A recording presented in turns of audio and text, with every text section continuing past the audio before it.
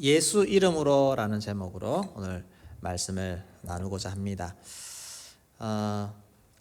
은행에서 우리가 돈을 빌리려면 그 금액에 상응하는 담보를 주든지 그렇게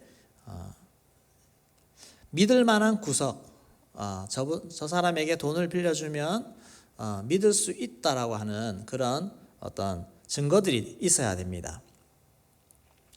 우리가 요즘은 신용카드를 대부분 다 사용하고 있는데 신용카드의 사용 한도가 높은 사람은 신용 등급이 높은 사람입니다.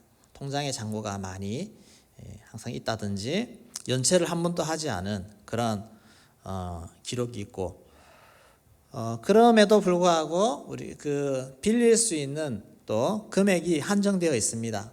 또 그리고 유효기간을 두어서 언제든지 다시금 신용을 확인하고 그렇게 합니다. 카드가 아무리 많아도 유효기간이 지난 카드는 사용할 수가 없습니다. 이렇게 세상 사람들은 뭔가를 공짜로 주는 거에 대해서 많이 인심을 쓰는 것 같지만 상당히 인색합니다. 손해보지 않고 그렇게 세상은 살아갑니다. 근데 예수님의 제자들에게 아주 파격적인 혜택을 제공해 주셨습니다. 네. 요한복음 14장 14절 말씀을 같이 읽어보겠습니다. 내 이름으로 무엇이든지 내게 구하면 내가 행하리라. 네. 내 이름으로 무엇이든지 구하면 내가 행하리라. 이렇게 말씀을 해 주십니다. 네. 혹시 이런 사람 옆에 계십니까? 내 이름으로 무엇이든지 구하면 다 얻을 수 있는, 다 줄 수 있는 그런 사람이 우리 주변에 있습니까? 예수님의 이름으로 무엇이든지 구하면 다 들어주시겠다. 이것이 예수님이 실제로 우리에게 주신 약속입니다. 그리고 특권이 될 수가 있습니다. 우리 하나님 어떤 분이십니까? 천지를 지으신 창조주 하나님 아니십니까? 모든 걸 지으시고 소유하고 계신 분이십니다. 모든 만물의 주인이시고 모든 만물을 통치하시고 다스리십니다. 이렇게 얘기하면 이게 생각이 갑자기 하얘지시는 분이 있습니다. 그러나 이 하나님에 대해서는 곰곰이 생각하면 생각할수록 더 위대함을 느낍니다. 우주에 대해서 어릴 적에 하늘을 쳐다보면서 별을 보면서 막연히 밤하늘에 반짝이는 별이구나 생각하던 시절과 이제 조금 지식을 갖고 저 별까지 거리가 얼마인지를 알기 시작할 때 우리의 생각의 세계가 더 열립니다. 하나님을 알아가는 것도 마찬가지입니다. 우리가 하나님은 알면 알수록 얼마나 크고 위대하신 분이신가 알게 되고 주님이 우리에게 주신 이 약속이 얼마나 대단한 특권인가를 알아가게 되는 것입니다. 여기에 여러분 지식이 열리기를 소망합니다. 마냥 어린아이와 같은 그런 생각 말고 하나님을 좀 진지하게 생각해 보세요. 진지하게 생각하면 할수록 주님이 우리에게 주신 이 약속이 얼마나 큰 것인지 깨달을 수가 있다는 것입니다. 하나님은 시간을 창조하신 분이십니다. 세상에 카드는 유효기간을 두지만 하나님의 약속은 하나님이 살아계시고 존재하시는 그 내내 이 약속이 유효하다는 것입니다. 하나님은 영원을 살지 않습니까? 그 영원토록 주님의 약속이 우리에게 유효한 것입니다. 시간의 한계를 넘어서는 분이십니다. 그래서 구하는 것은 어떤 것이든 또 시간은 언제든 기간은 무한대로 또 주님이 우리에게 주시는 것은 완벽한 것입니다. 완벽한 것. 이런 것들을 우리에게 제공하실 수 있는 그 능력에 우리 주님이 그 이름을 사용할 수 있는 권세를 우리에게 주셨다 하는 것입니다. 이것이 우리에게 오늘 주어진 옛날에 제자들만 아니라 사도들만 아니라 오늘 우리에게도 여전히 주어진 특권이 바로 그 이름의 권세, 그 이름을 사용할 수 있는 권한을 주셨다는 것입니다. 이것이 오늘 우리 하나님의 자녀들에게 주어진 것입니다. 오늘 제가 제목을 예수 이름으로라고 적었습니다. 그래서 오늘은 예수 이름으로 세 가지 특권에 대해서 말씀을 전하고자 합니다. 첫째는 능력자가 됩니다. 예수 이름으로 우리는 능력자가 될 수가 있습니다. 예수님은 이 땅에 오셔서 많은 기적을 행하셨습니다. 병자를 고치시고 또 귀신을 쫓아내시고 가난하고 헐벗은 자를 위해 먹여주시고 입혀주시고 그렇게 하셨습니다. 그런데 그 예수님이 행하셨던 그 일이 예수님의 제자들에게도 똑같이 일어났습니다. 똑같이 기적을 행했고 똑같이 귀신을 쫓아냈고 그런 사역들을 할 수 있게 되었다는 것입니다. 오늘 본문에 나오는 이 나면서부터 걷지 못하는 사람, 이 사람을 걷게 하는 이 표적이 성경에 나오는 사도들이 제일 먼저 행한 기적입니다. 사람을 고치는 기적입니다. 베드로 요한이 오후 3시에 기도하기 위해서 성전으로 올라가고 있는데 구걸하고 있는 한 사람이 눈에 들어왔습니다. 평소 같으면 그냥 지나갈 수도 있고 그런 사람들이 곳곳에 있기 때문에 대수롭지 않게 생각할 수 있는데 그날따라 그 사람을 바라보는 마음, 하나님의 마음을 갖게 되었고 그 사람을 향해서 치유하게 되는 그 역사들이 나타납니다.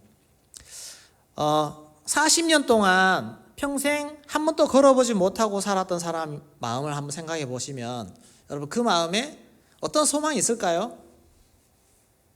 나도 한번 걸어봤으면 어릴 적에는 수도 없이 생각했을 것입니다. 나도 걸어봤으면. 그러나 나이가 30이 넘어가고 40이 되어갈 때 그 생각 속에는 나의 운명은 이것이구나. 나는 그냥 이렇게 살다가 끝나는구나. 더 이상 꿈을 꾸지 않는 그런 모습으로 살아갈 수 있습니다. 꿈이 사라진 지 오래입니다.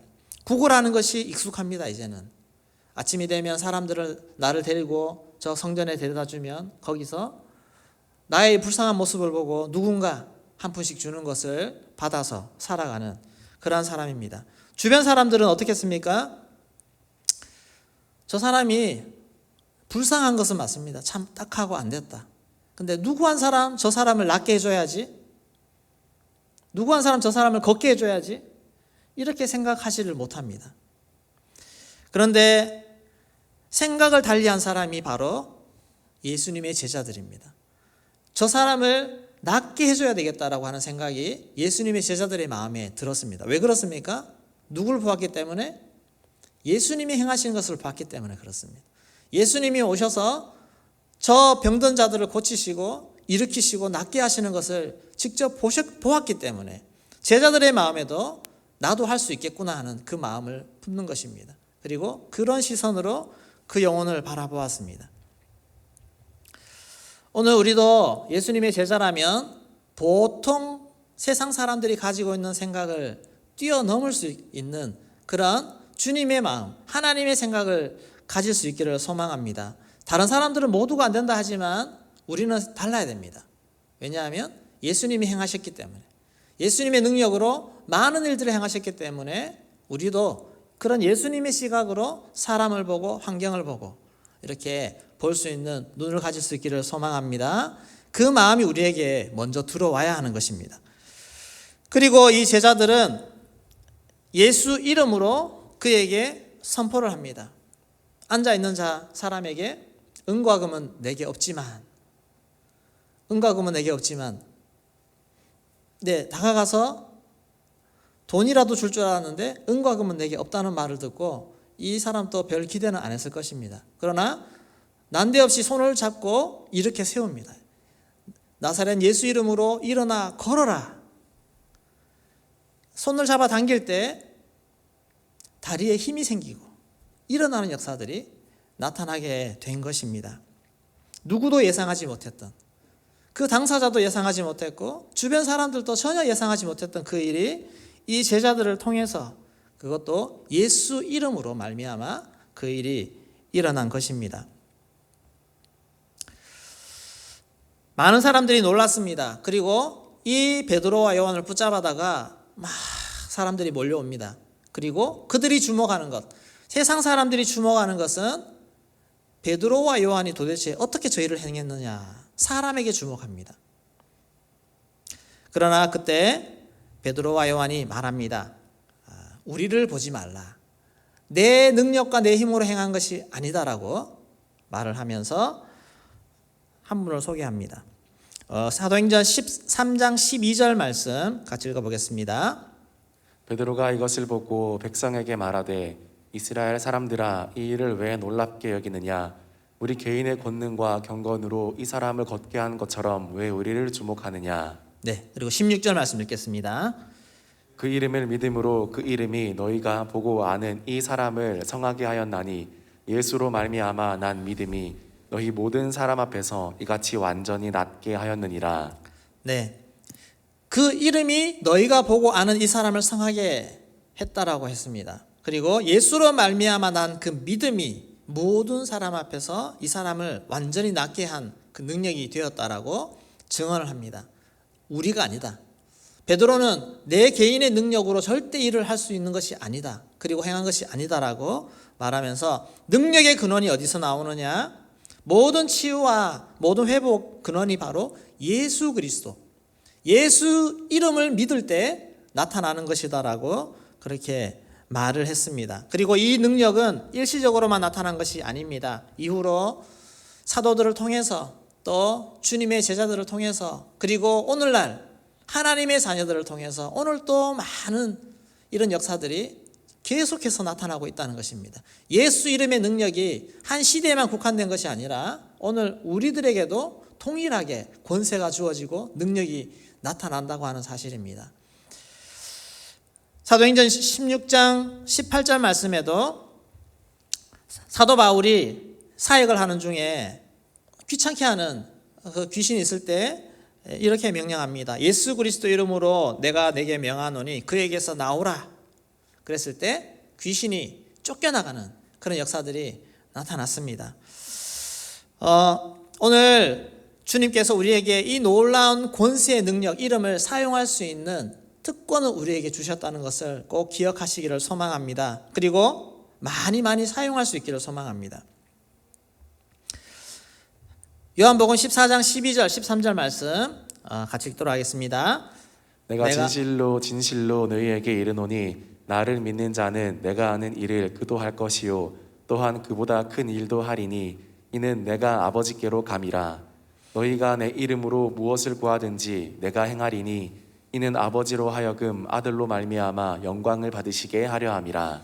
네, 예수님이 제자들에게 나를 믿는 자는 내가 하는 일을 그도 할 것이요 또한 그보다 큰 일도 하리니 이렇게 말씀을 해주셨습니다. 예수님이 하는 것 똑같이 할 수 있고 더 큰 일을 할 수 있다고. 그것이 어떻게 됩니까? 내 이름으로 구할 때 이 모든 일이 가능하다고 우리에게 말씀해 주셨습니다. 제자들에게 말씀해 주셨습니다. 오늘 이 놀라운 특권을 기억하고 우리가 적극적으로 예수 이름의 권세를 사용할 수 있기를 소망합니다. 아멘. 기도할 때마다 예수 이름의 권세를 사용해서 기도하십시오. 그러면 나타나게 될 줄로 믿습니다. 우리 같이 한번 따라해 볼까요? 예수 이름으로 모든 질병은 떠나가라. 예수 이름으로 모든 질병은 떠나가라. 네, 몸에 질병 때문에 두려워하고 계신 분 계십니까? 믿음으로 선포하십시오. 주님은 죽기 직전의 사람까지도 깨끗하게 치유하시는 능력을 가지신 분이십니다. 우리 믿음으로 다시 한번 선포해 봅니다. 예수 이름으로 모든 질병은 떠나가라. 예수 이름으로 모든 질병은 떠나가라. 예수 이름으로 모든 가난은 떠나가라. 예수 이름으로 모든 가난은 떠나가라. 예수 이름으로 모든 저주는 떠나가라. 예수 이름으로 모든 저주는 떠나가라. 예수 이름으로 모든 상처는 떠나가라. 예수 이름으로 모든 상처는 떠나가라. 예수 이름으로 모든 원망은 떠나가라. 예수 이름으로 모든 원망은 떠나가라. 예수 이름으로 모든 이간질은 떠나가라. 예수 이름으로 모든 이간질은 떠나가라. 예수 이름으로 모든 불신은 떠나가라. 예수 이름으로 모든 불신은 떠나가라. 예수 이름으로 모든 무기력은 떠나가라. 예수 이름으로 모든 무기력은 떠나가라. 본인의 약점이 느껴지십니까? 본인이 한계에 부딪히십니까? 그 한계를 능력의 한계를 예수 이름으로 다 극복할 수 있기를 소망합니다. 예수 이름으로 내 안에 있는 이 게으름 떠나가라. 내 안에 있는 이 의지 약한 것들 다 떠나가라. 내 안에 있는 이 죄에 연약해 무너지는 것들 다 떠나가라. 믿음으로 선포할 때 주님이 나의 능력 되셔서 승리할 수 있는 힘을 주실 줄로 믿습니다. 아멘. 예수 이름으로 기도하십시오. 그러면 우리는 능력자가 될 수 있습니다. 자, 두 번째, 우리는 예수 이름으로 권위자가 될 수 있습니다. 권위자. 베드로는 시골 출신입니다. 시골 출신 중에서도 그닥 인정받지 못하는 갈릴리, 그리고 직업은 어부입니다. 어부. 어디 가도 예루살렘에 가면 정말 명함 하나 못 내미는, 무시당하는 그런 사람입니다. 공식적인 학교에서 율법을 배운다든지 지도자 과정을 한다든지 전혀 학적이 없습니다. 그래서 유대 출신의 지도자들은 갈릴리 출신의 배우지 못한 사람이라고 그렇게 무시를 했습니다. 그런 베드로가 오순절 성령 강림이 있던 그날 첫 번째 설교를 하는데, 그 설교에서 베드로는 구약 성경의 여러 가지 흐름들을 간파를 하고, 구약 성경의 예언을 기반으로 성령 강림의 역사가 우연히 된 것이 아니다. 선지자의 예언이 성취된 것이고, 예수 그리스도를 하나님이 사망에서 부활로 건져내셔서 부활로 나타나게 하신 그 하나님의 능력에 대해서 설교를 합니다. 많은 사람들이 깜짝 놀랐습니다. 그리고 이 베드로가 두 번째 설교를 바로 이 못 걷는 사람을 고치고 난 이후에 사람들 앞에 설교를 합니다. 이 사람을 낫게 한 분은 예수 그리스도라는 것입니다. 그리고 이 예수는 하나님이 아브라함에게 주신 땅 위의 모든 족속이 너의 씨로 말미암아 복을 받게 하리라고 한 그 씨가 바로 이 예수를 얘기한 것이다라고 그렇게 구약을 해석해서 그렇게 증언을 하는 것입니다. 증명을 하는 것입니다. 이 베드로의 시각이 완전히 달라졌고, 구약 성경, 이스라엘 역사를 전체를 바라보는 시각이 예수 중심으로 해석이 되는 것입니다. 정리가 되는 것입니다. 그 얘기를 듣던 많은 사람들이 깜짝 놀랐습니다. 도대체 저런 지혜, 저런 통찰력이 어디서 나온 것인가?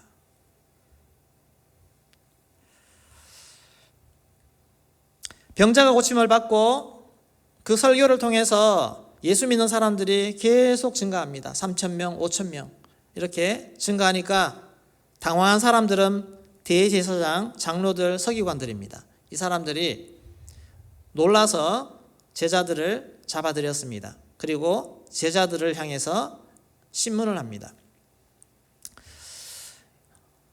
예수님이 처음에 유명하게 막 행할 때도 그들은 예수님이 와서 너 무슨 권세로 그 일을 하느냐라고 질문했습니다. 똑같습니다. 제자들에게도 무슨 권세로 그 일을 하느냐. 사도행전 4장 7절 말씀 같이 읽겠습니다. 사도들을 가운데 세우고 묻되 너희가 무슨 권세와 누구의 이름으로 이 일을 행하였느냐. 네. 이것은 그들에게 상당히 중요한 것입니다. 도대체 너희가 누구 권한으로, 누구 권세로 그렇게 백성들에게 가르치고 그렇게 하느냐. 그럴 때 베드로가 쫄지 않았습니다. 대제사장 앞에서 쫄지 않았습니다. 장로들 앞에서, 서기관들 앞에서 절대 쫄지 않았습니다. 주님이 주신 담대함, 권세, 권위가 이미 그 안에 들어와 있었습니다.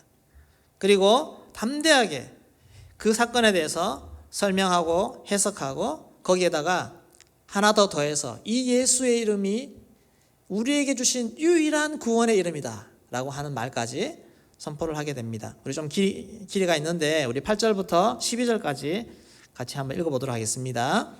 이에 베드로가 성령이 충만하여 이르되 백성의 관리들과 장로들아, 만일 병자에게 행한 착한 일에 대하여 이 사람이 어떻게 구원을 받았느냐고 오늘 우리에게 질문한다면 너희와 모든 이스라엘 백성들은 알라. 너희가 십자가에 못 박고 하나님이 죽은 자 가운데서 살리신 나사렛 예수 그리스도의 이름으로 이 사람이 건강하게 되어 너희 앞에 섰느니라. 이 예수는 너희 건축자들의 버린 돌로서 집 모퉁이의 머릿돌이 되었느니라. 다른 이로서는 구원을 받을 수 없나니 천하 사람 중에 구원을 받을 만한 다른 이름을 우리에게 주신 일이 없음이라 하였더라. 아멘. 이 제자들, 사도들의 담대함과 확신 있는 대답 앞에 그 대제사장들, 장로들은 할 말을 잃었습니다. 너무너무 말을 확신 있게 또 통찰력 있게 잘 하기 때문에 그렇습니다. 그리고 실제로 그 예수 이름으로 낫게 된 사람이 옆에 서 있었습니다. 그러니까 할 말이 없는 것이죠. 못 배우고 시골 출신이라고 무시당하던 제자들이 그 당대의 최고 학자들, 최고 권력자들 앞에, 성경학자들 앞에서 당당히 예수 그리스도가 우리에게 보내주신 구원의 이름이라고 그렇게 선포하는 그런 당당한 권세를 가지고 설 수가 있었습니다. 무엇이 제자들을 이렇게 확신 있는 자로, 권세 있는 자로 만들었습니까? 그것은 바로 예수님의 말씀입니다. 예수님의 말씀. 제자들이 열심히 모세오경을 공부하고 어디 학교 들어가서 공부해서 이런 권세를 가진 것이 아닙니다. 예수님의 가르침을 믿음으로 붙잡았기 때문에 그렇습니다. 오늘도 세상의 학문을 뛰어넘을 수 있는 것은 바로 예수님의 말씀입니다. 하나님의 말씀입니다. 모든 지식은 예수로 통하는 줄로 믿습니다. 모든 진리는 예수로 통하게 되어 있습니다. 구약의 모든 말씀은 예수 그리스도를 향한 것입니다. 세상의 모든 역사는 예수님을 관통하게 되어 있습니다. 이것을 이 베드로가 깨달은 것입니다. 이 사실을 깨달을 때 거기에 권위가 생깁니다. 예수 이름 안에서 권위가 생기는 줄로 믿습니다. 세상에 아무리 똑똑하고 탁월한 사람들이 성경을 연구하고 해도 예수 안에 구원이 없다라고 하는 순간 모든 권위는 다 사라집니다. 아무것도 아닙니다. 사도행전 4장 12절 말씀 다시 한번 읽도록 하겠습니다. 다른 이로서는 구원을 받을 수 없나니 천하 사람 중에 구원 받을 만한 다른 이름을 우리에게 주신 일이 없음이라 하였더라. 아멘. 예수만이 유일한 구원인 줄로 믿습니다. 예수만이 유일한 진리인 줄로 믿습니다. 이 사실은 절대 양보할 수 없습니다. 이 말씀을 정말 믿고 고백할 수 있기를 소망합니다. 이 말씀을 믿는다면 이제 예수가 내 인생의 전부가 되어야 됩니다. 이 말씀을 믿는다면 예수가 내 인생의 전부가 되어야 됩니다. 예수가 내 모든 생각의 중심이 되어야 됩니다. 오늘 예수가 없는 학문, 예수가 없는 사상, 예수 없는 인권 얼마나 많습니까? 여러분, 이런 것들을 분별할 수 있어야 됩니다. 세상의 모든 학문과 사상 문화를 예수 안에서 볼 수가 있어야 됩니다. 예수 안에서. 그럴 때 참 권위를 가질 수 있습니다. 세상 사람들이 부여하는 권위가 아닌 세상 사람들의 권위를 뛰어넘을 수 있는 주님이 주시는 권위를 얻게 될 줄로 믿습니다. 세상적으로 좀 못 배워도 괜찮습니다. 대학원, 박사 받지 않아도 됩니다. 대학 안 나와도 괜찮습니다. 말씀 한 절, 그 말씀 한 절을 내 온 인격으로 받아들이는 그 자가 참 권위자인 줄로 믿습니다.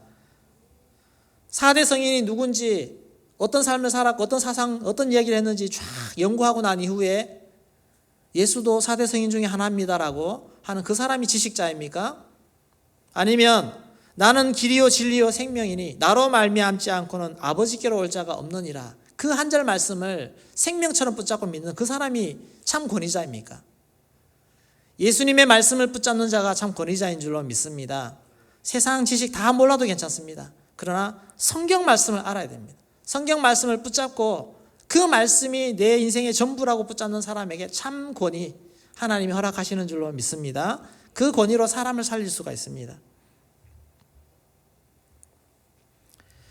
세속 지도자들의 말문을 막아버리는 참 권위를 가진 하나님의 사람들이 되어야 됩니다. 그 권위는 100% 예수님을 믿고 예수님의 말씀을 신뢰하고 내 삶의 가치로 두는 사람입니다.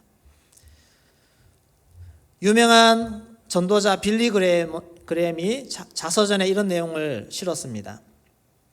그는 20대에 자유주의적 신앙을 가진 교수들을 만나서 모든 성경이 다 하나님의 말씀 아니다라는 견해의 말을 배웠습니다. 또 그 말을 들으니까 신앙이 흔들리기 시작하는 것입니다. 성경이 하나님의 말씀이 아니라 사람의 소리같이 여겨지는 것입니다. 그러다 보니 영적으로 깊은 슬럼프에 빠지게 되었습니다. 성경 묵상도 잘 안 되고 전도도 잘 되지 않았습니다.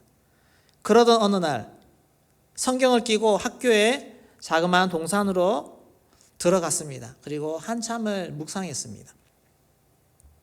갑자기 머릿속에 한 생각이 스쳐 지나갔는데, 내가 알아야 얼마나 알겠는가. 세상에 똑똑한 사람이 안다고 해봐야 얼마나 알겠는가. 사람의 지혜가 무엇인가. 사람의 이성이 얼마나 제한적인가. 나보다, 우리보다 훨씬 크신 하나님, 그 하나님이 하시고자 하신다면 능치 못할 일이 뭐가 있겠는가. 하나님이 하시고자 하신다면 전능하신 하나님에게 무엇이 어려운가. 그것이 깨달아지는 것입니다. 그러면서 한동안 의심했던 성경의 기적과 여러 가지 것들이 다시 보이기 시작했습니다. 그리고 그는 무릎을 꿇었습니다. 그리고 성경을 앞에 두고 이렇게 말했습니다. 하나님, 저는 하나님의 말씀을 있는 그대로 받아들입니다. 이 말씀 위에 제 인생을 세울 것입니다. 그리고 이 말씀을 따라 살 것입니다. 그 이후에 이 빌리 그레엄이 슬럼프에서 벗어났습니다. 그리고 그는 말씀을 통해서 자기 인생을 만들었습니다.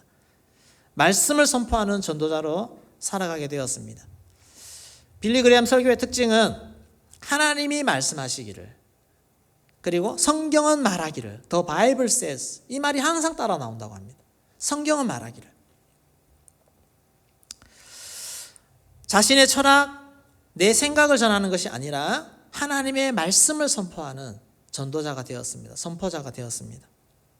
오늘도 하나님의 말씀을 내 인생의 가장 기본으로 삼고 기준으로 삼고 말씀으로 나를 보고 말씀으로 세상을 볼 수 있는 그런 말씀의 권위 앞에 살아가는 여러분 될 수 있기를 소망합니다. 예수 그리스도의 그 이름, 그 말씀 앞에 살 때 참 권위자가 될 수 있습니다. 세 번째로 예수 이름으로 우리는 사명자가 됩니다. 사명자.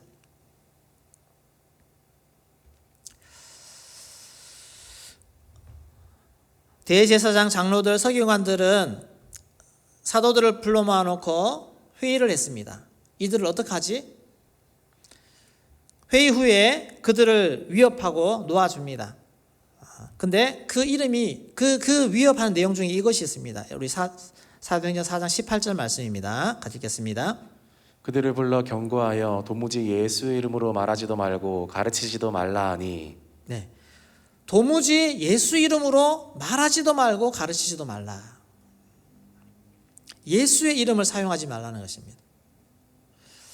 예수 이름을 대적하는 일은 사탄이 하는 일입니다. 세상은 예수님을 미워하게 되어 있습니다. 예수 이름을 선포하고 예수 이름으로 기적을 행할수록 세상의 핍박은 더 거세집니다. 이런 반대 앞에서도 제자들, 성도들은 굴하지 않습니다. 더 기도합니다. 오늘 또 우리가 이런 기도로 주님 앞에 나가야 될 줄로 믿습니다. 사도행전 4장 29절에서 31절 말씀인데 같이 읽도록 하겠습니다. 주여, 이제도 그들의 위협함을 굽어보시옵고 또 종들로 하여금 담대히 하나님의 말씀을 전하게 하여 주시오며 손을 내밀어 병을 낫게 하시옵고 표적과 기사가 거룩한 종 예수 이름으로 이루어지게 하옵소서 하더라. 빌기를 다함에 모인 곳이 진동하더니 무리가 다 성령이 충만하여 담대히 하나님의 말씀을 전하니라. 네. 담대히 하나님 말씀을 전하게 하시고 손을 내밀어 병을 낫게 하시고 표적과 기사가 거룩한 종 예수 이름으로 이루어지게 하옵소서. 이렇게 기도를 했습니다. 이 기도를 끝났을 때 정말 성령이 충만하게 더 부어지는 역사들이 나타났습니다. 여러분, 핍박이 오고 어렵습니까? 그럴 때일수록 더 예수 이름으로 내가 더 말씀을 선포하고 더 살아갈 수 있도록 도와달라고 기도하십시오. 그러면 성령께서 더 우리에게 은혜를 부어주실 줄로 믿습니다. 예수 이름으로 살아가는 사명자라면 세상의 핍박을 우리가 감수하고 가야 됩니다. 핍박 없는 사명자는 없습니다. 왜냐하면 예수 이름으로 살 때 세상은 반드시 거세게 도전하기 때문에 그렇습니다. 멋지게 정말 하나님 앞에 복음 위에 살아가는 사명자가 내 앞에 아무 어려움 없이 평탄하게 살 거야 라고 생각하시면 안 됩니다. 그런 일은 없습니다. 우리가 세상의 제자로 살아갈 때 항상 우리 앞에는 어려움이 놓여 있다는 것을 기억하고 그 어려움을 잘 극복하는 사명자가 되어야 됩니다. 사도행전에서도 점점 이런 도전들이 더 거세졌습니다. 요일 후에 다시 한번 잡히게 되는데 그때는 사도들을 채찍으로 때립니다. 사도행전 5장 40절 41절에 보시면 채찍으로 때리고 그렇게 놓아줄 때 사도들은 그 채찍 맞는 것 또한 기뻐하며 그렇게 그 일을 감당했던 것을 봅니다. 시대는 다르지만 오늘도 세상의 공격이 있습니다. 똑같이 있습니다. 교회를 향해서 복음을 향해서 세상의 공격이 얼마나 더 센지 모릅니다. 오늘 우리 한국 마찬가지입니다. 이미 전 세계적으로 얼마나 교회를 향한 핍박이 어려움들이 참 많은지 모릅니다. 우리 지금 한국은 좌파, 우파, 진보, 보수 이렇게 참 사람들의 생각이 많이 극단으로 갈려 있습니다. 이런 상황 속에서 우리 그리스도인들, 크리스찬들은 어떻게 살아야 됩니까? 어떻게 행동해야 됩니까? 그 기준이 무엇입니까? 기준은 명확합니다. 예수 그리스도, 예수 이름, 예수님의 말씀. 가장 먼저 여러분 하나님 말씀을 기준으로 세상을 분별하는 사람이 되십시오. 그러면 전혀 흔들릴 것이 없습니다. 뭐가 옳으냐 그러냐 따질 것 없습니다. 예수님의 말씀으로 기준으로 들이대고 보십시오. 그러면 다 해결됩니다. 오늘날 펼쳐지는 정책들, 세워지는 법안들 이런 것들이 과연 하나님의 말씀의 원리에 맞는지 안 맞는지 그거를 보셔야 됩니다. 진영 논리로 무조건 지지하고 무조건 배척하는 것 아닙니다. 여러분도 그렇게 하지 마십시오. 인권이라는 단어가 기존 가치를 무너뜨리는 도구로 사용되고 있는 시대에 살고 있습니다. 여러분 이거 분별하십니까? 참 인권은 하나님을 잘 섬길 때, 말씀에 순종할 때 주어지는 것입니다. 하나님을 경외하는 삶, 신명기 앞에 놓여진 많은 수없는 말씀들 우리가 믿음으로 잘 순종해 보십시오. 그것이 우리 인생의 가장 행복한 길이고 가장 사람들을 행복하게 만드는 길입니다. 그게 참된 인권입니다. 이런 관점으로 세상을 바라보시기를 소망합니다. 말씀으로, 주님의 말씀으로 세상을 바라보십시오. 이것이 사명자의 시각입니다. 예수 이름에 참 생명이 있습니다. 그래서 우리는 이 생명을 포기할 수 없는 것입니다. 예수 이름으로 복음 전하는 것을 세상 사람들은 방해합니다. 하지 말라고 합니다. 그러면 생명이 사라집니다. 세상 사람들이 빛을 보고 생명을 얻으려면 우리는 예수 그리스도 이름을 전해야 됩니다. 이 사명을 우리가 어찌 놓고 포기할 수가 있겠습니까? 세상은 죄악으로 말미암아 저주로 말미암아 고통 가운데 신음하고 있습니다. 많은 사람들이 스스로 고통에서 벗어날 수가 없습니다. 죽음의 그 권세 앞에서 벗어날 수 없습니다. 그것을 극복할 수 있는 유일한 방법은 예수 그리스도, 예수 이름에 있는 줄로 믿습니다. 예수 이름을 선포하고 들려주고 보여주고 그렇게 할 때 그들은 질병에서 고통과 저주에서 죽음에서 건져 나올 수가 있습니다. 요한복음 20장 31절 말씀을 같이 읽겠습니다. 오직 이것을 기록함은 너희로 예수께서 하나님의 아들 그리스도이심을 믿게 하려 함이요 또 너희로 믿고 그 이름을 힘입어 생명을 얻게 하려 함이니라. 성경을 주신 말씀을 주신 이유는 생명을 얻게 하려 함이라 그랬습니다.